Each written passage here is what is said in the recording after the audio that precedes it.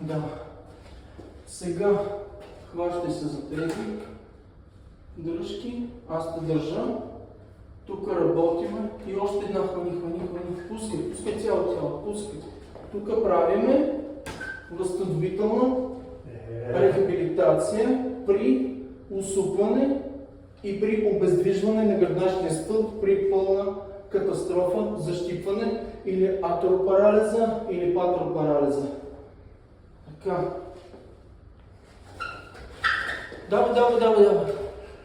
Давай.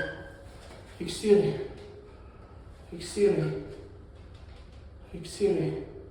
Отпусни се върху гърба ми. Пускай. Разтваряй ръце. Разтваряй както беше напред. Така. Пускай.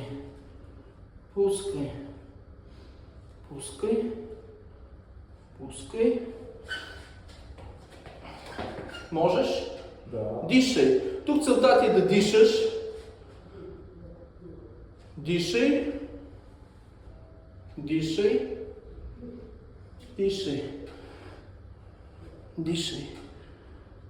Още. Как се чувстваш? Добре, обаче ме сме да се скъса. Почиваме. Дишай.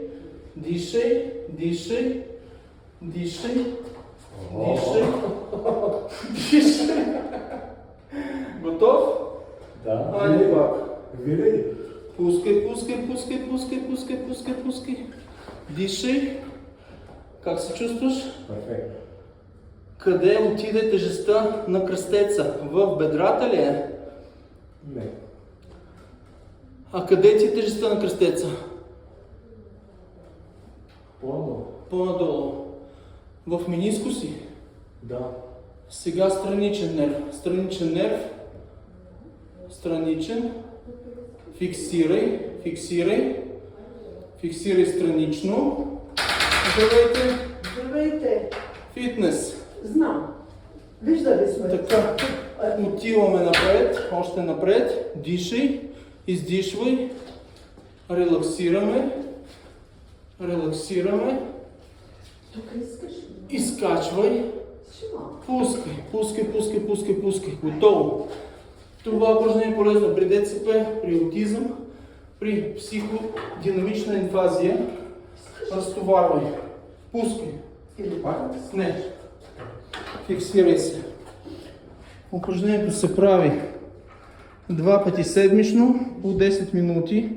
Пълна фиксация. Долна фиксация. Горна фиксация. Централна фиксация.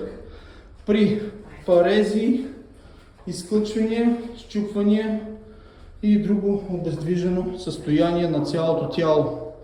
Фиксирано.